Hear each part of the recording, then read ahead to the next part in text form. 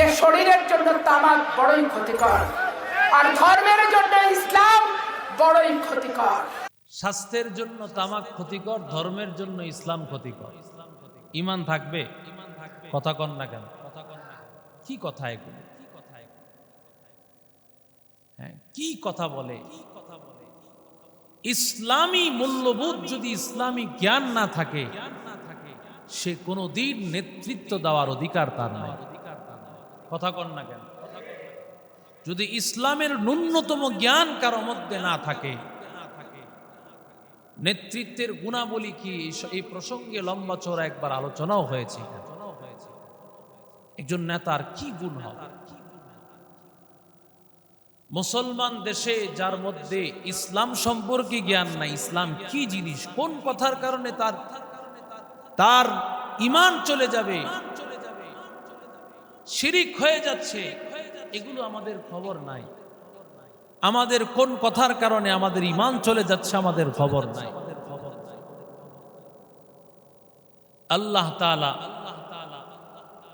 সপ্তম আসমানে এই বাইতুল মামুর বানিয়েছেন। এখানে ফেরেশতারা প্রতিদিন ৭০,০০০ ফেরেশতা এখানে তওয়াফ করে। একবার যারা প্রবেশ করে আর কোনোদিন সুযোগ পায় না। কত লক্ষ লক্ষ ফেরেশতা আল্লাহর কাছে জমা আছে ইবাদতের জন্য। আল্লাহ তাআলা ফেরেশতা এত আছে, তার কোনো অভাব নাই। কিন্তু আল্লাহ তাআলা চাইলে তো আমাকে আপনাকে আল্লাহ তাআলা চাইলে নাও বানাইতে পারতেন। কিন্তু আমাকে আপনাকে আল্লাহ বানাইছেন কেন? আল্লাহর পরিচয়ের জন্য। ঠিক কিনা জোরে বলে? আল্লাহকে চিনার জন্য আল্লাহ আমাকে আপনাকে বানিয়েছেন। আমি আপনি যদি আল্লাহর পরিচয় না পাই, আল্লাহকে চিনতে না পারি, এটা আমার ব্যর্থতা। ইব্রাহিম নবীর সাথে যখন দেখা হয়েছে, ইব্রাহিম আলাইহিস সালাতু ওয়াস সালাম আল্লাহর নবীর সাথে দেখা হওয়ার পর নবীকে সালাম দিছেন, আকরি মিন্নি উম্মাতাকা সালাম। নবী, আপনার উম্মতকে আপনি সালাম জানাই। সুবহানাল্লাহ। আপনার উম্মতকে আপনি সালাম জানিয়ে দিবেন। আমার পক্ষ থেকে আপনার উম্মতকে সালাম জানাবেন এবং উম্মতকে বলবেন জান্নাতের জায়গাটা অনেক প্রশস্ত জায়গা। কারণ সর্বশেষ যিনি জান্নাতি হবেন তাকেই তো আল্লাহ এই দুনিয়ার 10 দুনিয়া সমান জান্নাত দিবেন। তাহলে জান্নাত কত বড়! ইব্রাহিম নবী ডাক দিয়ে বলেন, পয়গম্বর উম্মতকে জানাইয়া দিবেন জান্নাতের জায়গা এত বড়, জান্নাতের জায়গাটা এত প্রশস্ত, জান্নাতের জায়গাটা অনেক সুন্দর জায়গা। আল্লাহ তাআলা জান্নাতের মাটিগুলো বানাইছেন, জান্নাতের মাটি থেকে মিশক আম্বরের ঘ্রাণ। এত সুন্দর একটা জায়গা। ইন্নাহা উযবাতুল মা, জান্নাতের পানিগুলো মিষ্টি পানি আল্লাহ বানিয়েছেন। আল্লাহ প্রতিটা জান্নাতীকে আল্লাহ তাআলা এমন নহর দান করবেন, মাসালুল জান্নাতিল্লাতী উইদাল মুত্তাকুন ফিহা আনহারুম মিন মাইন গায়রি আসিন ওয়া আনহারুম মিন লাবানিন লাম ইয়াতাগায়্যার তা'আমুহু ওয়া আনহারুম মিন খামরিন লাযযাতিন লিশ-শারিবিন ওয়া আনহারুম মিন আসালিন মুসাফফা। আল্লাহ ডাক দিয়া বলে, বান্দা, আমি আল্লাহ তোমার জন্য জান্নাতের 4টা নহরের মালিক আমি আল্লাহ বানায় দিব। 1 নম্বর নহর স্বচ্ছ পানির নহর। স্বচ্ছ পানির নহরের মালিক আমি আল্লাহ বানাইয়া দিব। আমি আল্লাহ দুধের নহরের মালিক আল্লাহ বানিয়ে দিব। আমি আল্লাহ মধুর নহরের মালিক বানায় দিব। আমি আল্লাহ এমন শরাবের মালিক বানায় দিব, যেই শরাব পান করার পর তোমার সারা জিন্দেগীর তৃষ্ণা সবকিছু মিটে যাবে। এত স্বাদযুক্ত শরাব, এত দামি শরাব, আল্লাহ তাআলা জান্নাতের পানিগুলো এত মিষ্টি বানিয়েছেন।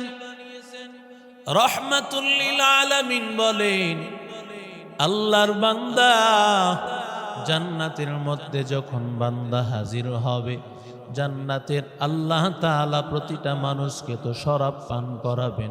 ওয়াসাকাহুম রাব্বুহুম শারাবান তাহুরা,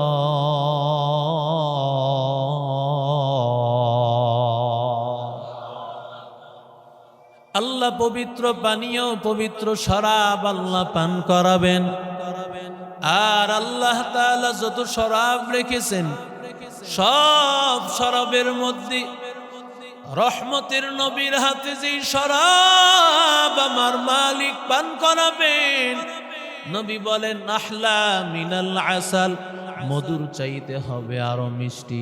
আবিয়াদু মিনাল লাবান, দুধের চাইতে হবে আরো অনেক সাদা।